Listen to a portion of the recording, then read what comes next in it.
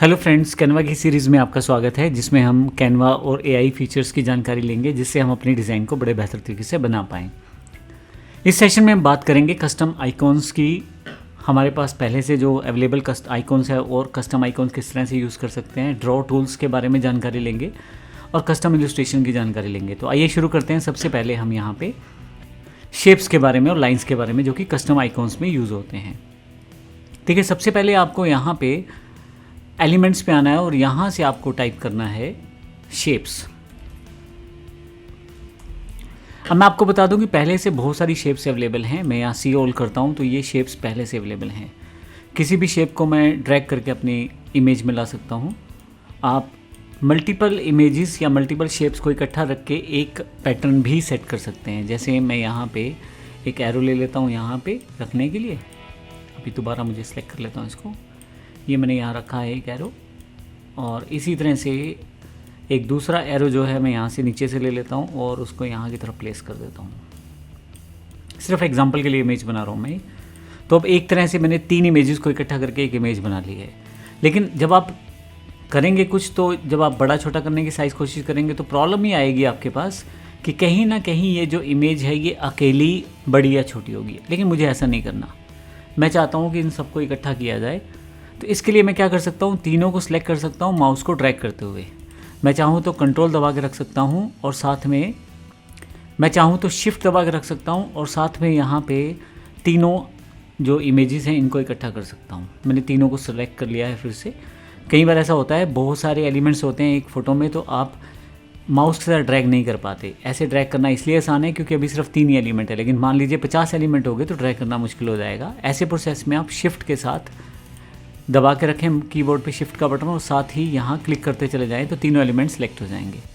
अब मैं यहाँ पे राइट क्लिक करके इसे ग्रुप में कन्वर्ट कर सकता हूँ। अब देखिएगा ग्रुप में कुछ भी काम करना और आसान हो जाएगा। इकट्ठा हो रहा है। अब इसी ग्रुप के लिए कॉन्टेक्चुअल बार अलग से आ गई है जहाँ से आप अनग्रुप कर सकते हैं, लॉक कर सकते हैं और भी ऑप्शन हैं, डुप्लीकेट बना सकते हैं। मैं इसे अभी अनग्रुप कर देता हूँ। आप इंडिविजुअल कलर्स को चेंज कर सकते हैं बिल्कुल वैसे ही जैसे पहले हमने देखा था, और इन सब चीज़ों के ऊपर आप काम कर सकते हैं आसानी से। ये देखें आइकॉन्स का कलर मैं चेंज कर देता हूँ। तो इस तरह से आप शेप्स को डिफ़ाइन कर सकते हैं, ग्रुप कर सकते हैं, अनग्रुप कर सकते हैं। इसी तरह से अगर मैं बात करूँ ग्राफिक्स की, तो ग्राफिक्स का यूज़ कर सकते हैं आप इन्हीं चीज़ों के लिए। मैं अब यहाँ पे ऐड पेज कर देता हूँ और यहाँ पे ग्राफिक्स एलिमेंट को टाइप कर लेता हूँ।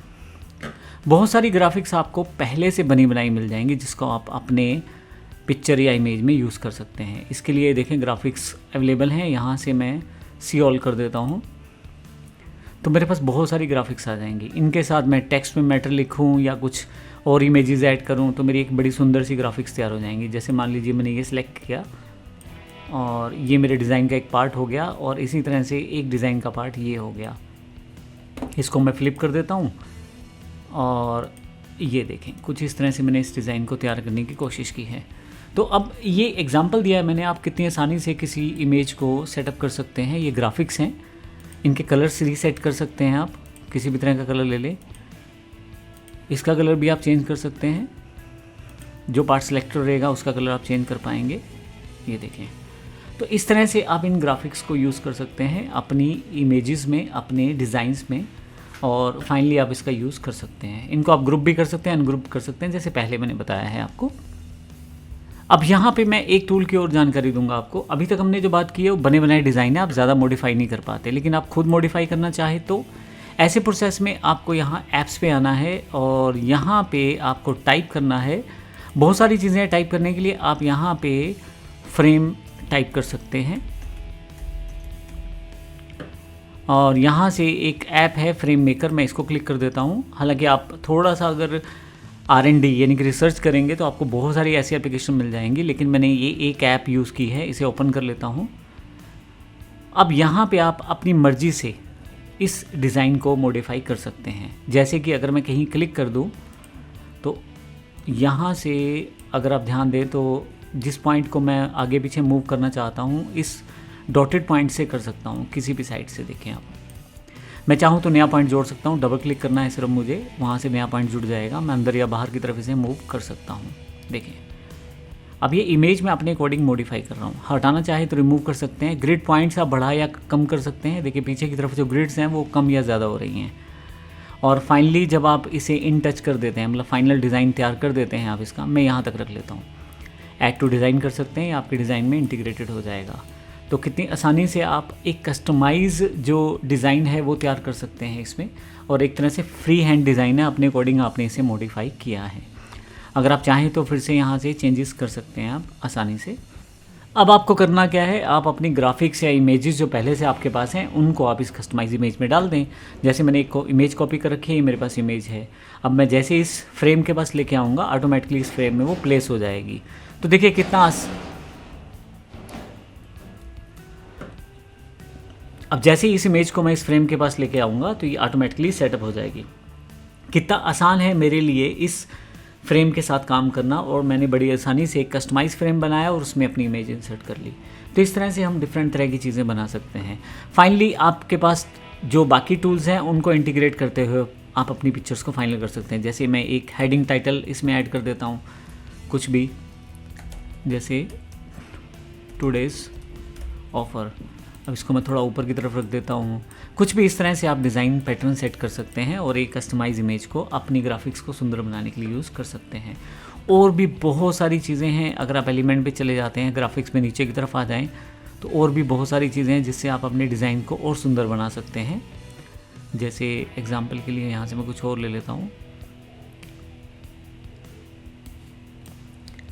ये देखिए मैं इसको उठा लेता हूँ। अब एडमिशन वाला तो कोई प्रोसेस नहीं है, लेकिन हम एग्जाम्पल के लिए इसे यूज़ कर सकते हैं। मैं सिर्फ इस पार्ट को ले लेता हूँ क्रॉप करके, और यहाँ पे इसको मैं हटा देता हूँ। डबल क्लिक करूँगा तो मेरे पास क्रॉप के लिए ऑप्शन आ जाएगा, तो यहाँ से मैं इसको क्रॉप कर सकता हूँ। ऊपर से हैंडल पकड़ते हुए नीचे की तरफ क्रॉप करें तो ये क्रॉप हो जाएगा। हालांकि ये पेड आइटम है तो इसलिए वाटरमार्क का ये ऑप्शन आ रहा है, और अगर आप क्लिक करेंगे तो फिर से वो वहाँ पे ले जाएगा अपग्रेड करने के लिए। तो अभी अपग्रेड नहीं करना है, सिर्फ मुझे दिखाने के लिए आप मैंने यूज़ किया है इसे। तो इस तरह से हम और भी बहुत सारी चीज़ें यूज़ कर सकते हैं। एक ही ग्राफिक में बहुत सारी चीज़ें लगाते चले जाएं। आपकी इमेज या जो पिक्चर या जो आप ब्राउज़र या जो भी आप एक टेम्पलेट बनाना चाह रहे हैं वो इतना सुंदर बन के आ जाएगा, कहीं भी कभी भी आप यूज़ कर सकते हैं। धन्यवाद।